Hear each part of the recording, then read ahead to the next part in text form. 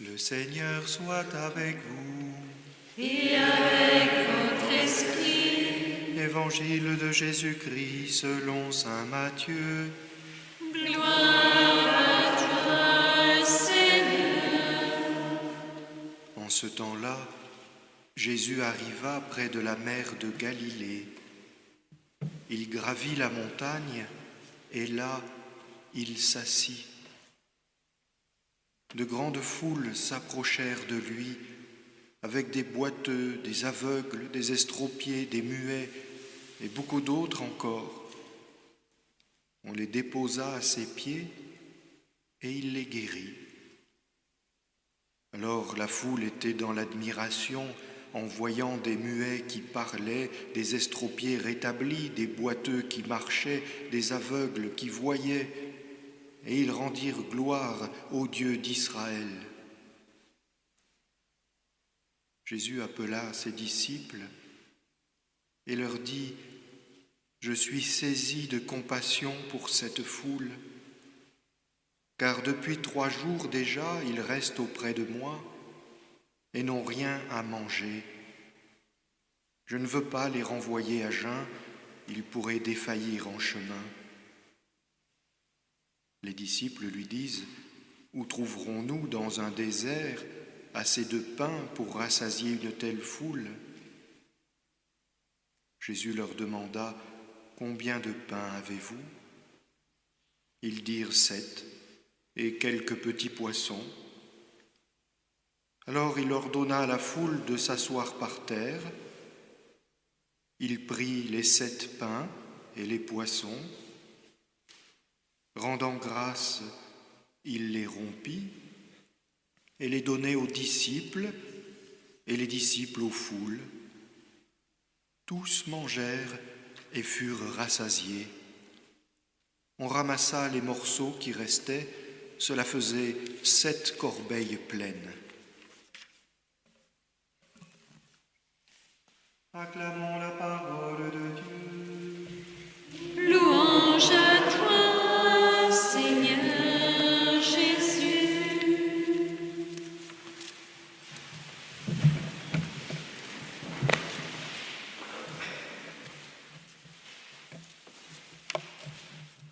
Frères et sœurs, nous arrivons au terme d'un voyage, au terme d'un pèlerinage, c'est-à-dire au début d'une grande aventure. Depuis 1 an déjà que le pape François proclama, nous prenant tous un peu de cours par surprise, par bonne surprise, proclama cette année jubilaire de Saint-Joseph, nous avons résolu de nous retrouver par les ondes de Radio Espérance, par les sites internet et vous ici au sanctuaire Saint-Joseph de Montrouge, de nous retrouver chaque premier mercredi du mois pour prier Saint-Joseph et prendre le temps de méditer l'évangile que nous offre la liturgie. Et nous sommes au dernier de ces rendez-vous.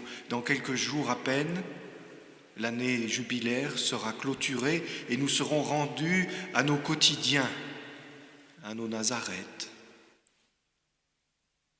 Et pour cette dernière étape, ou pour cet nouvel élan qui va suivre l'année jubilaire, n'en doutons pas, nous recevons un évangile qui semble satisfaire nos soucis d'universalité.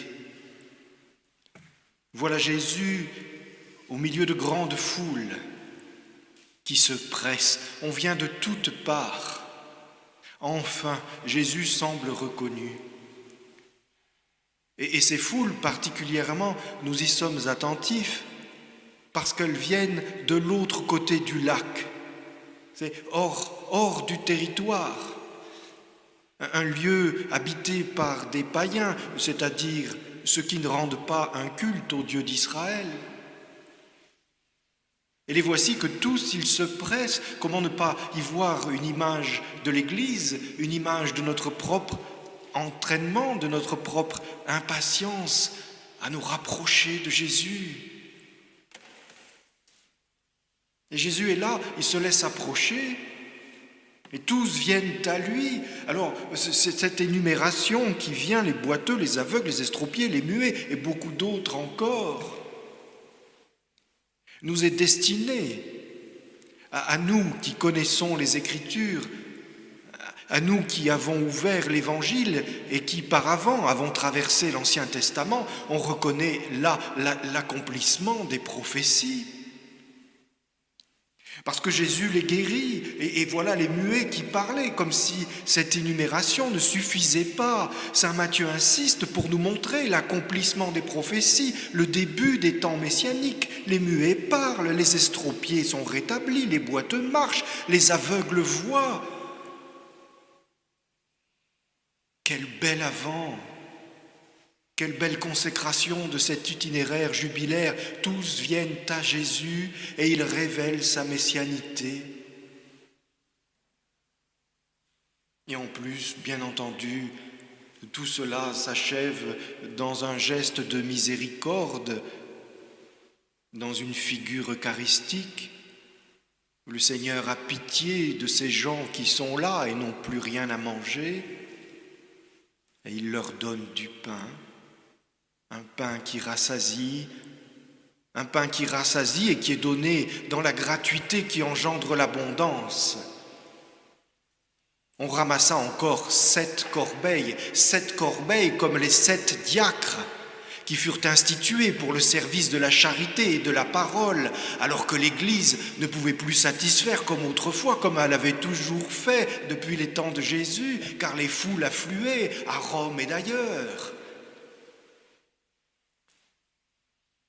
Nous sommes ainsi satisfaits de voir cette année jubilaire s'ouvrir sur un temps nouveau pour l'Église, comme une promesse de ce printemps que nous attendons tous et qui semble tarder à s'installer et qui semble remis en cause par la tempête qui ne semble pas faiblir, disons-le.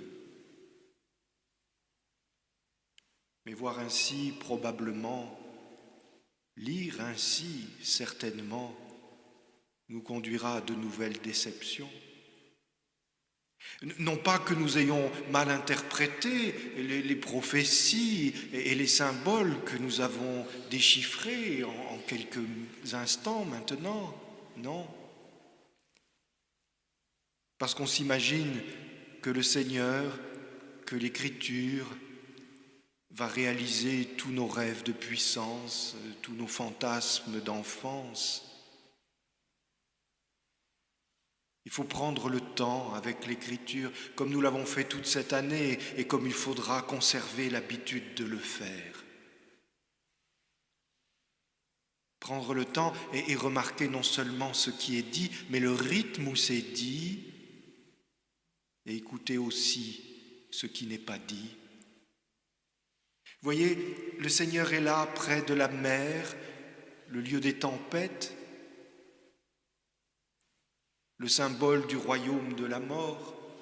Il n'arrête pas Jésus, il le traverse, comme il le traversera, comme une Pâque. Et il gravit la montagne, et la montagne, il n'y en a qu'une. Oh, il y en a plusieurs, bien évidemment, mais vous comprenez, symboliquement, la montagne, il n'y en a qu'une. C'est une référence à celle que Moïse a gravie naguère pour entrer dans la nuée, pour entrer dans la gloire de Dieu, pour bénéficier du face-à-face dans l'intimité avec le Dieu qui décrète sa loi d'amour et de miséricorde à destination de tous les hommes et pas seulement d'Israël. La montagne, c'est le lieu de la rencontre avec Dieu, c'est le lieu où est manifestée la gloire de Dieu. Et cette montagne-là, particulièrement, est dans un désert. Le désert de l'austérité, le désert de l'hostilité certainement, mais avant tout le désert des fiançailles.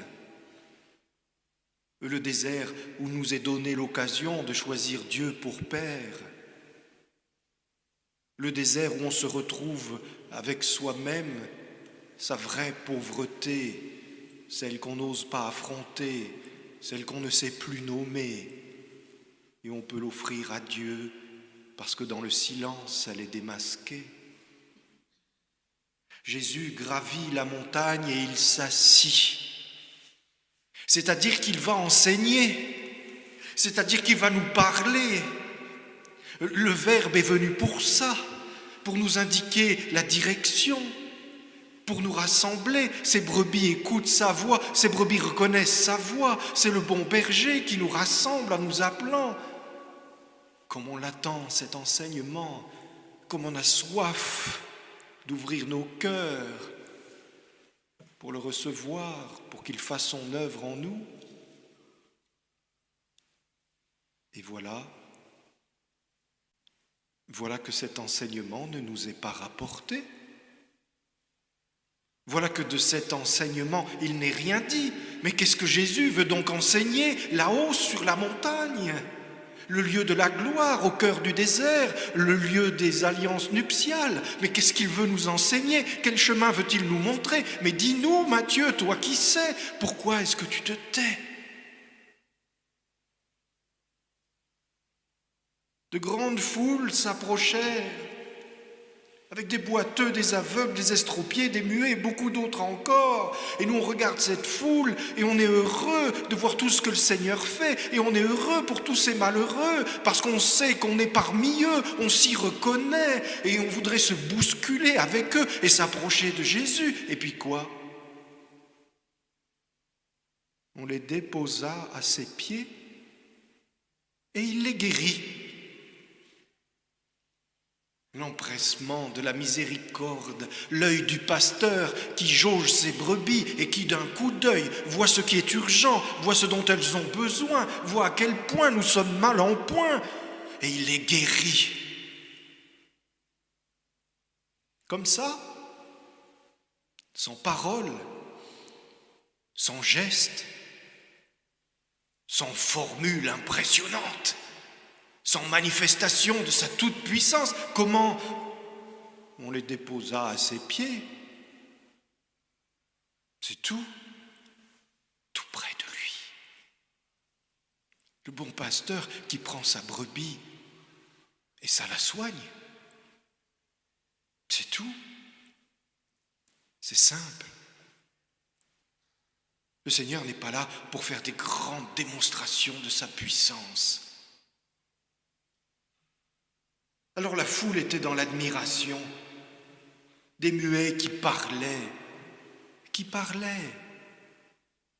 des boiteux qui marchaient, des aveugles qui voyaient, qui marchaient. On les reconnaît, ces verbes. Ce sont ceux qui caractérisent la vie des disciples. On marche à la suite de Jésus. On voit quand on pose un acte de foi, on parle quand on rend grâce à Dieu, quand on se témoigne de ce que Dieu a fait, quand on peut louer Dieu en vérité, là-haut sur la montagne. N'est-ce pas le lieu pour louer Dieu ? Et ils rendirent gloire au Dieu d'Israël. Eux, ces païens, eux qui n'avaient pas été au catéchisme, eux qui avaient entendu parler du Dieu de leurs voisins, ils le rencontrent, ils le reconnaissent, ils voient sa gloire, pas les grands éclairs comme du temps de Moïse, non. Le pasteur qui soigne ses brebis, qui les enseigne, qui les rétablit dans le dialogue. Elles peuvent parler désormais, qui leur permet de marcher sur le chemin. Là encore, dans la Bible, il n'y a au fond qu'un seul chemin, c'est Jésus. Et avant Jésus, c'est le chemin qui mène au paradis, ce chemin qu'on a perdu. Ils rendent gloire au Dieu d'Israël. Alors Jésus appelle ses disciples et dit « Je suis saisi de compassion pour cette foule. Il faut la nourrir. » Là encore, on va tellement vite, vous comprenez ? C'est notre enthousiasme, bien entendu. C'est notre élan pour être près de Jésus. Et puis, c'est aussi Matthieu qui nous pousse un peu. Ben oui, il faut l'avouer. Il nous montre tous ces gens qui se pressent. Et puis deux mots. il les guérit, et hop, voilà, c'est fait. Alors on se dit, mais je comprends qu'ils ont faim, mais je comprends qu'ils vont défaillir en chemin, mais je comprends qu'il n'y a pas de magasin. Alors il les nourrit, et hop, c'est fait. Eh ben non. Il ralentit. Il s'arrête. Combien de pain avez-vous ? Qu'est-ce que ça peut faire ? De toutes les façons, ils sont 4000. 4000 comme les 4 coins cardinaux, comme toutes les foules qui viennent de partout. Quelle que soit la réponse des disciples, ça ne sera pas 4000. Matthieu s'arrête. Il prend le temps de raconter. Combien de pain avez-vous ? Quel est votre peu ? Quel est votre rien ? Demande Jésus. Il nous a rendu la parole, c'est pour parler.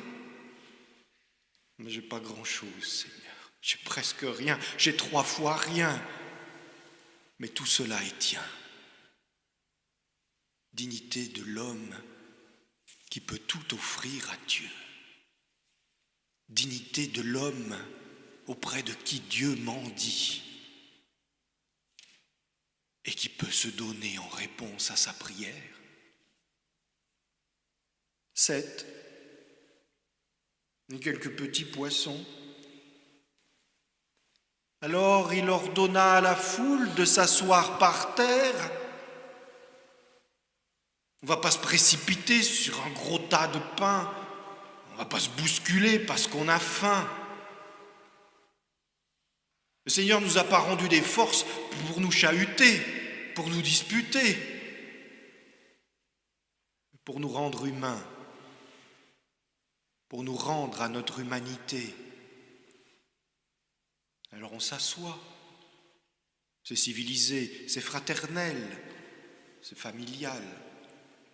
On s'assoit pour manger, c'est le temps de la convivialité. Et il prit les 7 pains et les poissons, et il rendit grâce, et il les rompit, et il les donnait aux disciples, et les disciples aux foules, et tous mangèrent, et tous furent rassasiés. Vous voyez comme les mots coulent, vous voyez comme les pains circulent de main en main. On ne sait pas trop d'où il vient, mais on le prend, parce que c'est celui que le voisin me tend. Et les mots circulent, et les mots volent doucement, à ras de terre, à ras de ces gens assis par terre, à ras du pain qui passe de main en main. Ce pain qui nourrit, c'est la parole de Jésus qui s'est assis. Ce pain qui nourrit, c'est la parole que Jésus donne à ceux qu'il a fait asseoir. Il est là l'enseignement. Elle est là la révélation que nous attendions. Il est venu pour nous guérir dans nos relations. On était tous un peu embêtés, on était tous malmenés parce qu'estropiés, parce qu'aveugles, parce que ceci ou cela. Mais voici simplement Jésus qui nous rappelle qu'on ne sait plus accueillir, qu'on ne sait plus se donner, qu'on ne sait plus s'ouvrir à l'autre. Alors il prend le temps de nous faire asseoir et de nous nourrir. Lui au sommet de la montagne, lui dans la gloire de Dieu. Il est avec nous et c'est sa présence qui nous guérit. C'est sa proximité dont nous avons besoin. Et cette proximité-là, il nous l'a promis. Elle sera celle qui nous est offerte chaque jour. Je suis avec vous tous les jours, dit le Seigneur, dans sa gloire, dans la gloire de l'ascension, qui est la gloire de la résurrection. Je suis avec vous tous les jours. Et les anges de la résurrection pointent vers Nazareth. Ils orientent les disciples à qui Jésus a promis d'être avec eux vers le quotidien de l'Église. C'est là que la gloire de Dieu se révèle, c'est là que la gloire de Dieu se manifeste. Pas dans les grands éclats de tonnerre comme autrefois à l'époque de Moïse, mais dans la vie cachée. Pourquoi est-elle cachée? Parce qu'elle s'est dissimulée? Non. Parce que la gloire est lumineuse, d'une lumière si pure et si intense que les yeux des pécheurs en sont aveuglés. Mais c'est bien ce que fait Jésus, c'est bien ce qu'il nous promet. Je vous rends la vue, je vous permets de marcher jusqu'à ma maison, je vous permets de parler pour vous asseoir à ma table. C'est Nazareth que Jésus nous rend accessible. C'est la maison de Saint Joseph qui nous accueille. C'est là que repose sa gloire. C'est dans ce quotidien-là que la gloire de Dieu se manifeste et que se donne à accueillir, à découvrir, à goûter la présence du ressuscité, Dieu qui s'assoit et qui nous accueille, Dieu qui nous fait asseoir et qui nous apprend à prendre le temps de ces relations humaines. Voilà ce qui nous guérit. Savoir entrer, découvrir Jésus entre Marie et Joseph, savoir accueillir d'eux la simplicité d'un pauvre pain partagé, d'une pauvre conversation du quotidien, et tout est changé. Non pas parce qu'on a vécu quelque chose d'extraordinaire, mais parce que Jésus est là, présent, au milieu.